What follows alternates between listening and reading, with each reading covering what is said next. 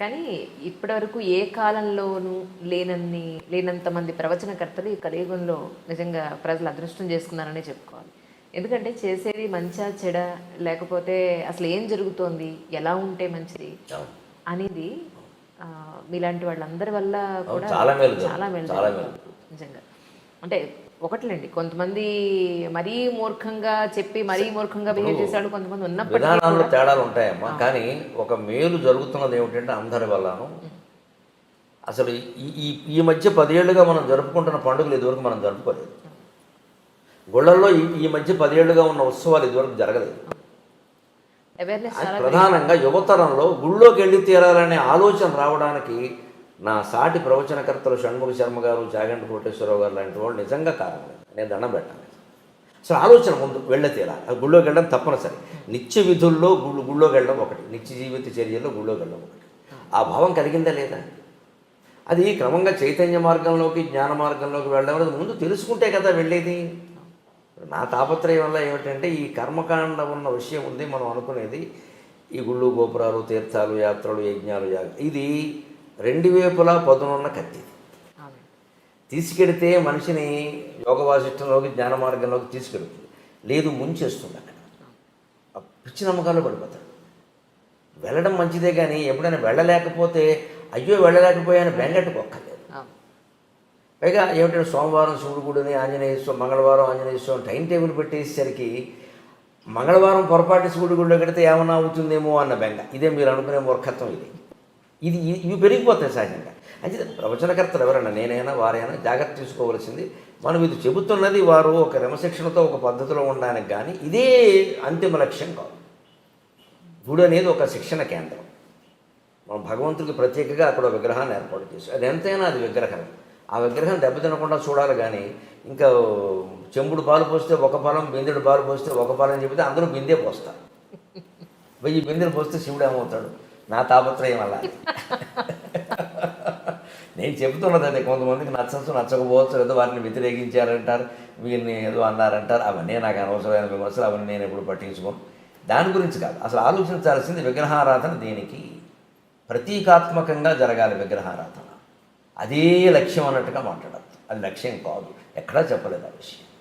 ప్రతీకాత్మకంగా జరగాలి. శంకరాచార్య చెబుతారు స్పష్టంగా వేదాంత సార సంగ్రహం. కషాయే కర్మభిః పక్వే తతో జ్ఞానం ప్రవర్తతే. ఆయుర్వేద వైద్యులు కషాయాన్ని తయారు చేస్తుంటే ఈ తెడ్డు పెట్టి తిప్పుతూ ఎప్పటికప్పుడు పాకం చూసుకుంటాడు. పాకం సరిగ్గా ఉందా లేదా, పాకం సరిగ్గా ఉందా. అలా మనం చేసే సత్యనారాయణ వ్రతం సహా, పెళ్ళిళ్ళు సహా, ఉపనయనాలు సహా, ఇదెందుకు ఆ ప్రయోజనం నెరవేరిందా లేదా అని చూసుకోవాలి. లేకపోతే ఒట్టి కర్మకాండ మిగిలిపోతుంది అక్కడ. సత్యనారాయణ వ్రతం ఒకసారి చేసాడు అంటే వాడు అబద్ధం ఆడకూడదమ్మా. మీరు అలాంటి మనిషిని చూపించగలరా? నేను 100 సార్లు చేశాను, అన్నవరం వెళ్ళాను, ప్రతి ఏకాదశికి చేయించుకుంటాను అన్నవాళ్ళు కొన్ని వేల మంది ఉన్నారు. వీళ్ళందరూ అబద్ధాలు ఆడకుండా ఉంటే ఇన్ని కేసులు కోర్టులో పెండింగ్లో ఉండవు. న్యాయమూర్తులకి ఇంత ఇబ్బంది ఉండదు. ఆ తత్వం సత్యనారాయణ వ్రతం అంటేనే సత్యవ్రతం. ఆయన ఎప్పటికీ సత్యదేవాయ నమః అంటారు, అంతే కదా. ఇప్పుడు ఫోన్ మాట్లాడితే నేను హరి ఓం అంటే ఇప్పుడు సత్యదేవాయ నమః అంటారు. వాళ్ళ అన్నయ్య అంతే, సత్యదేవాయ నమః అంటారు. అన్నయ్య అంటూ ఉంటాడు, సత్యదేవాయ నమః అంటాడు. ఫోన్ చేయగానే అతను ఫోన్ చేస్తే సత్యదేవాయ నమః అంటాడు. ముందు నమస్కారం అంటాడు. నేను ఎవరిని ఫోన్ చేస్తే నేను హరి ఓం అంటాను, ఇప్పుడు హరి ఓం అంటాడు. సత్యదేవుడు అంటే ఎవరు? సత్యవ్రతం. నారాయణ పక్కన పెట్టండి. సత్యవ్రతం అంటే సత్యవ్రతం ఎక్కడ ఉంటుందో నారాయణమూర్తి అక్కడ ఉంటాడు. కానీ ఆకులు పువ్వులు అరటిపండు పెట్టేసి నేను ఏకాదశి కల్లా చేశానంటే ఎందుకు? అన్ని వ్రతాలు పని లేక. సత్యం మాట్లాడు, అబద్ధం మాట్లాడకుండా ఉండు. అది ఎందుకు పాటించరు? పైగా ఇవి ఏమీ చెప్పకుండా దీనివల్ల అతి ఫలితం ఉంటుంది, అది ఉంటుంది, ఇది ఉంటుంది. ఇక సత్యనారాయణ వ్రతం చేస్తే దోషాలన్నీ పోతాడు. పైగా అబద్ధాలు ఆపడం దోషం పోయింది అనుకుంటాడు. దానివల్ల ప్రపంచంలో ఏమైనా మేలు జరగకపోక కీడు జరుగుతుంది. నా పోరాటం వల్ల అది నచ్చకపోవచ్చు. చాలా పేర్లు పెట్టారు నాకు తెలుసు. నాస్తికుల్లో ఆస్తికుడు అన్నారు, ఆస్తికుల్లో నాస్తికుడు అన్నారు. ఏమన్నా నా పేరు గరిగిపట్టి నరసింహారావు. వీడు పెట్టే పేరు నాకు అక్కలేదు, మా అమ్మ పెట్టిన పేరు ఉంది అనుకోని. అది సమస్య కాదు. అసలు సమస్య ఏంటి? ఇప్పుడు అమరనాథ్ యాత్ర ఉంది. చాలా యాతన పడి మంచులింగాన్ని చూడాలని మైళ్ళ కొద్దీ నడిచి ఏదో డోలీలు అవి ఎక్కి ప్రాణాలు పణంగా పెట్టడమే సుమారుగా. అలాగే ఇప్పుడున్న తీవ్రవాద భయంలో మరీ ప్రమాదం. ఇంత చేస్తున్నప్పుడు దాని సారాంశాన్ని గ్రహించకపోతే ఎలాగా? నా తాపత్రయం అది. అమరనాథ్ యాత్ర కథలో మీకు అమరనాథ్ యాత్ర ఫలం రహస్యం అంత. దాని మూలం ఏమిటి? శివుణ్ణి పార్వతీదేవి అడిగింది, సృష్టి రహస్యం ఏమిటని. పార్వతి అడగడం అంటే మన పురాణాలు అలా ఎందుకు చెబుతా ఆవిడ తెలియగలుగుతుందా? మనకి తెలియజెప్పాలి కానీ ఎవరో అడగాలి, ఎవరో ఒకరు చెప్పాలి కదా, అందుకని అడుగుతారు అంతే. ఆవిడ తెలియకూడదు. ఈయన అలాగే నీకు చెప్తాందా అని ఆయన, పార్వతీదేవి, నందీశ్వరుడు, సరే మెడలో ఎలాగో నాగభూషణం ఉంటుంది, పక్కన గణేశ్వరుడు అంతా కలిసి ఉన్నారు అక్కడ. కొద్ది దూరం ముందుకు వెళుతాను, నేను చెప్తాందా తీసుకు. ఆ యాత్ర కథ అలా నడుస్తుందండి. వెళుతుంటే మీరు గమనించండి, గణేష్ పెహలే గావుని వస్తుంది. అక్కడ ముందు నందీశ్వరుని వదిలేస్తాను, వాహనాన్ని వదిలేస్తాను. ఇంకొంచెం ముందుకు వెళ్ళాక నంది చౌక ఏదో ఒకటి వస్తుంది, గణేష్ చౌక, అక్కడ గణేశ్వరుని వదిలేస్తాను. ఇంకొంచెం ముందుకు వెళ్ళాక నాగ చౌక, శేషనాగ్ అక్కడ పామును వదిలేస్తాను. చివరికి ఇంకా ఆ గుహ దగ్గరికి వెళ్ళేసరికి పార్వతి పరమేశ్వరుడు ఇద్దరే ఉంటారు. అంతకుముందే వాహనం వదిలేశారు, కుమారుని వదిలేశారు, నాగుపామును కూడా వదిలేశారు. ఇవన్నీ చౌక్ అని పేరు ఉంది కదా, శేషనాగ్, నంది చౌక్, పెహలగావ్ ఉన్నాయి. పెహలగావ్ దగ్గర నందీశ్వరుని వదిలేసేయాలి. తర్వాత గణేష్ చౌక్ దగ్గర గణేషుని ఇంకొన్ని వాగిపోవయ్యా అంటారు కొడుకుని. తర్వాత ఇంకో 3వ 4వ శేషనాగ్ అని ఉంటుంది, అక్కడ ఆ పామును కూడా తీసేస్తాడు. శివుడు పార్వతి ఇద్దరు లోపలికి వెళ్తారు. లోపలికి వెళ్ళాక ఏమయ్యారో తెలియదు. అక్కడే శివుడు లింగం అయ్యాడు. సమస్త సన్మంగళాన్ని భవంతో కథ ముగిస్తాడు. ఇది అమరనాథ్ కథ. మరి ఇప్పుడు సృష్టి రహస్యం ఏమిటి? ఇప్పుడు ఇందులో సృష్టి రహస్యం ఏమిటంటే, అది నీకు అర్థం కావాలి అంటే ముందు వాహనాల మీద వ్యామోహం వదిలేయి, పహలే కావాలి. నందీశ్వరుని వదిలేసాడు. నంది ఎవరు? వాహనం. ఈ కార్లు, సొంత చార్టర్లు, విమానాలు ఎన్ని పెట్టుకుంటున్నాయి ఇవాళ? ఒక కారా? ఇంట్లో 2 మనుషులు ఉంటే 2 కార్లు ఉంటున్నాయమ్మా. అన్ని అవసరమా? సర్దుకోలేరా? మరి ట్రాఫిక్ జామ్ అయింది అనేది మనమే, కాలుష్యం పెరిగింది అనేది మనమే. మన వల్ల ఏం జరుగుతుందో ఆలోచించుకోవద్దా? తనలో తాను రవంతా మారడానికి అన్న దేనికని? అమ్మ ఒక్కళ్ళ వల్ల అయిందా? దేశమంతా ఎవరు దేశమంతా కేసీఆర్ సరి చేస్తారా, జగన్మోహన్ రెడ్డి సరి చేస్తారా, నరేంద్ర మోడీ సరి చేస్తారా? అందులో మనం ఒకళ్ళం కాదా? మనం ఎవరు సహకరించకుండా వారు చేసేస్తారా? వారు ఏమైనా మాయ చేస్తారా? అది కాదు కదా. ఏ పరిపాలకుడు ఈ పార్టీ కదా ఆ పార్టీ ఉన్నా ఎవరు చేయగలిగింది లేదు. ప్రజల్లో కూడా మార్పు రావాలి. అసలు ఇన్ని వాహనాలు నాకు అవసరం లేదు. 4 కుటుంబ సభ్యులు ఉంటే 2 కార్లు 2 బళ్ళు ఉంటున్నాయమ్మా. పిల్లలకు కూడా చెరువు బండి. వాహనాల మీద వ్యామోహాలు వదులుకోండి. వీలైనంత దూరం నడిచేయండి. అక్కడ నడిచే వెళ్ళక తప్పదు. కొన్ని ప్రాంతాలు మీరు ఏం చేయలేరు. ఆ ఆరోగ్యం ఉన్నవాళ్ళే వెళ్ళాలి. ఇంకొంచెం వెళ్ళాక గణేశ్వరుని వదిలేశాడు. సంతానం మీద వ్యామోహం వదులుకోండి. ఇంకా మా అబ్బాయి ఎలా ఉన్నాడు, కోళ్ళు ఎలా ఉంది, ఏమిటో కోడలు నీళ్ళు వేసుకోలేదు, అత్తగారి కంగారు ఏమిటమ్మా నాకు అర్థం కాదు. కందకలేని దురద కత్తిపెట్టకని. దీనికి ఇది అహంకారం తప్పితే ఏం లేదు. ఇది అహంకారం అంటే గర్వం కాదు. నా వంశం, ఈ కోళ్ళు వచ్చాక నా వంశం, ఇప్పుడు ఈవిడి ఏమైనా సూర్యవంశమో చంద్రవంశమో, పెరగకపోతే నష్టం ఏంటి? ఇలా ఆలోచించరు మనుషులు. మా వంశం ఈ అమ్మాయి సంతానాన్ని కన్నంత మాత్రం ఆడాలని ఆక్షేపించాలమ్మా, నాకు అది కూడా ఉండదు దానికేనా అన్నారు. ఏమిటట? అదేమైనా సిద్ధాంతమా, రూలా? కొందరు కలగరమ్మా. పైగా చాలా చోట్ల కలగకపోవడానికి మన ధర్మశాస్త్రం కూడా చెప్పిన ప్రకారం పురుషులు కారణం ఉండదు బాబు. స్త్రీలను ఎందుకు అంటున్నారు నాకు తెలియదు. మన మాస్టర్ సివివి గారిది యోగ దర్శనం ఉంది. ఆ పుస్తకం ఎప్పుడో 10-12 ఏళ్ల క్రితం చదివాను. ఇవ్వ ఇదే రహస్యం అనుకో. పుట్టబోయే జీవుడు, మనకి సైన్స్ అలా అట్టి పెట్టండి కాసేపు. మన ధర్మశాస్త్రం ప్రకారం పుట్టబోయే జీవుడు తండ్రి నెత్తి మీద 3 నెలల పాటు తిరుగుతూ ఉంటాడు వీడి శరీరంలో ప్రవేశించడానికి. వీడు ఎప్పుడు నీళ్లు తాగితే అప్పుడు ప్రవేశిస్తాడు. జీవుడు నీళ్ళ ద్వారానే ప్రవేశిస్తాడు. అందుకే ఎవరైనా పోతే నీళ్ళకే మైల, ప్లాస్టిక్ వస్తువులకి కుర్చీలకి మైల ఉండదు. జీవుడు నీళ్ళ ద్వారా వెళతాడు. అందుకే మనం 10వ రోజు ధర్మోదకాలను పెట్టి అందరూ బంధువులు నీళ్లు వదులుతూ ఉంటాం. తిలోదకాలు, జలోదకాలు నీళ్ళ ద్వారా పంపిస్తామండి. వెళ్ళిపో మావయ్య, వెళ్ళిపో మావయ్య, ఇంకా మమ్మల్ని వదిలిపెట్టు, అయితే వెళ్ళిపో తాతయ్య అంటే ఆ వెళ్ళిపోయిన వాడికి వీళ్ళ మీద వ్యామోహం ఉంటుంది. ఇంకా పోదు. నీళ్ళు వదిలేస్తున్నామంటే వదిలేసాడు, పెద్ద కొడుకు కూడా వదిలేసాడు, మా అమ్మాయి కూడా మా ఆవిడే వదిలేసింది, ఏం చేస్తా అని ఇంకా జీవుడు వెళ్ళిపోవాలి. అక్కడి నుంచి ఇంక పెంచుకోకూడదు. అది వాడికి సంకేతం. ఆ మంత్రాలు అలాగే ఉంటాయి. ఆ మంత్రాలు అర్థం అదే. కర్మకాండ చాలా గొప్పది. ఆ మంత్రాలు అలాగే ఉంటాయి అర్థం. అది ఎవరు చెప్పరు, ఊరికి టెక్నికల్ చేశారు. ఈ నీళ్లు వదిలేయడం ఉంది. ఈ వ్యామోహాలు వదులుకోకపోతే అలాగే పడుతూ ఉంటాడు ఇంక తాపత్రయం. అందుకని సంతానం మీద వ్యామోహం వదులుకో. 60 ఏళ్ళు వచ్చాయి నీకు. కొడుకు కోళ్ళు పిల్లల్ని కన్నారా లేదా అనవసరం. ఎందుకంటే కనడం అనేది కేవలం సైన్స్ రీత్యా ఎలా ఉన్నప్పటికీ యోగశాస్త్ర రీత్యా కూడా, పూర్వజన్మ కర్మఫలం రీత్యా కూడా యోగం మొగాడుకుంటేనే సంతానం కలుగుతారు. ఆ యోగం మొగాడిది ఆడాళ్ళకి సంబంధం లేదు. ఈ 3 నెలలు ఈ జీవుడు పురుషుడు నెత్తి మీద తిరుగుతూ ఉంటాడు. వీడు ఎప్పుడు నీళ్లు తాగితే అప్పుడు ప్రవేశిస్తాడు వీడు. అందుకని మనకి కొత్త దంపతులను తీర్థయాత్ర చేయమని చెబుతారు. సంస్కృతి ఎంత గొప్పదో ఆలోచించాలి. కొత్త దంపతులు చేయాలి తీర్థయాత్ర. 72 ఏళ్ళు వచ్చాక ఎందుకమ్మా యాత్ర? ఎక్కలేరు దిగలేరు. దురదృష్టం ఏంటంటే 60 ఏళ్ళు దాటిన వాళ్ళే చేస్తారు. అవును. పైగా వయసులో చేయమంటే సంపాదించుకున్న వయసులో ఇవన్నీ ఏమిటంట 70 ఏళ్ళు ఇంకేం చేస్తావు ఇప్పుడు 4 చోట్ల అంటే ఏమీ చేయలేవు కాబట్టి ఇప్పుడు కాశీ వెళ్ళి మిఠాయి తింటావా? ఏమైనా చేయగలిగితే చేసేస్తానే దోచేసి. ఇదేం ఆలోచన అండి? ఆధ్యాత్మికతను తీవ్రంగా గంభీరంగా తీసుకోవాలి కానీ టైంపాస్ బఠానీలా ఆధ్యాత్మికతని టైంపాసా? ఏమీ చేయలేవు కాబట్టి చేస్తావా? 60 ఏళ్ళు దాటి 70 ఏళ్ళు దాటి బస్సు ఎక్కలేడు, దిగలేడు, 2 మైళ్ళు 2 మెట్లు ఎక్కలేడు, 4 అడుగులు వేయలేడు. ఈయన ఎందుకండి యాత్రకి? ఈవిడేను మొఖాన్ని నొప్పులంటూ కూర్చోక. అప్పుడు కాదు, కొత్త దంపతులు చేయాలి, 25 ఏళ్ళ వాళ్ళు చేయాలి, నాట్ హనీమూన్, తీర్థయాత్ర చేయాలి. ఎందుకంటే అప్పుడు ఆ తీర్థాల్లో పురుషుడు స్త్రీ ఇద్దరు సరిగంగ స్నానాలంట. సరిగంగ స్నానం అంటే ఇద్దరు చెయ్యి పుట్టును కలిసి స్నానం చేయడం, సరిగంగ స్నానం, సమానంగా ఇద్దరు. ఆ స్నానం చేసినప్పుడు అప్రయత్నంగా నీళ్లు నోట్లో కడితే తాగితే ఈ జీవుడు ప్రవేశిస్తే ఆ తీర్థ ప్రభావం వల్ల మంచి పిల్లాడు పుడతాడమ్మా, మంచి అమ్మాయి పుడుతుంది. ఓ సక్కుబాయి పుడుతుంది, ఓ తుకారాం పుడతాడు, ఈ తుక్కురాములు పుడుతున్నారు. తీర్థ ప్రభావం అంటే అది. వీడు గ్లాసులు మంచినీళ్ళు తాగిన ప్రవేశిస్తాడు, కానీ గ్లాసుడు వాడే పుడతాడు, వ్యాసుడు పుట్టాడు. ఎందుకంటే పుట్టబోయే జీవుడికి తీర్థంలో మనం సేవ చేస్తే వ్యాసుడు శరీరం వస్తుంది. ఈ ఇంట్లో ఆ నీళ్లు తాగితే గ్లాసుల శరీరం వస్తుంది.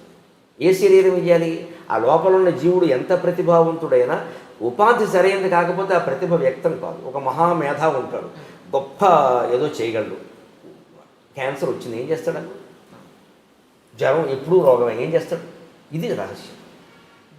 అలాగా ఆ యోగాన్ని బట్టి ఏం చేయాలి? సంతాన యోగం లేదు, కలగదు, వదిలేయండి ఆ విషయాన్ని. దాని గురించి అంత ఆపత్రయపడతారు. ఆస్తులు దాన ధర్మాలు చేసుకోండి, జలసాలు చేయండి, సుఖంగా తిరగండి. రైల్లో సెకండ్ స్లీపర్లో వెళ్ళే బదులు ఏసీలో వెళ్ళండి, విమానం ఎక్కి వెళ్ళండి. ఎందుకు మూటకట్టి కొడుకు ఇచ్చి కోడలికి ఇచ్చి మళ్ళీ వాళ్ళు పిల్లలకి వెళ్ళలేదని వాళ్ళు ఇంకా వృద్ధి చేయలేదు ఏంటి నస? ఇదే గణేష్ వదిలేయడం.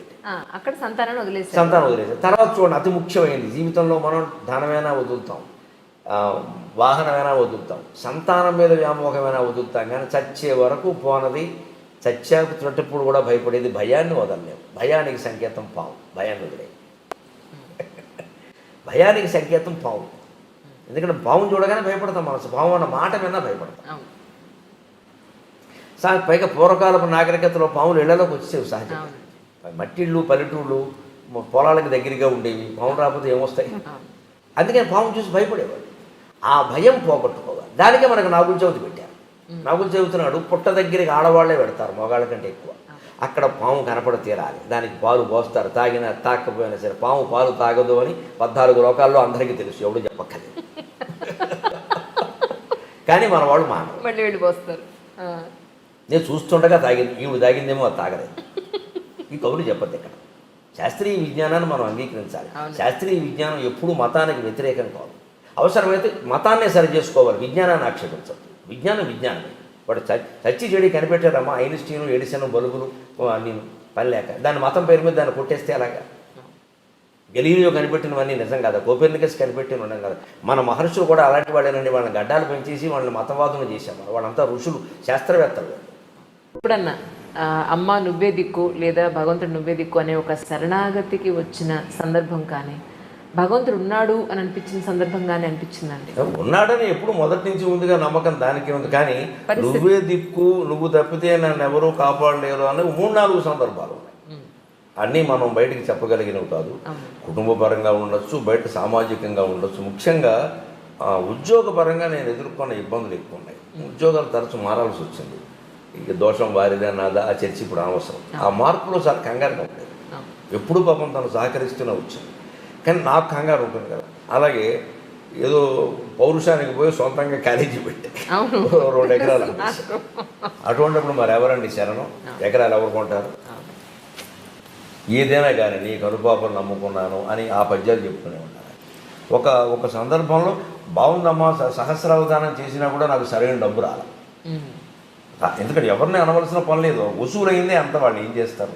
ఆ అవధానం చేయించడమే చాలా గొప్ప విషయం. కాకినాడలో ఐడియల్ కాలేజీ లెక్చరర్లు చందాలు వేసుకుని చందాలు వసూలు చేసి జరిపించారు. అంతకంటే ఎక్కడ చేస్తారు?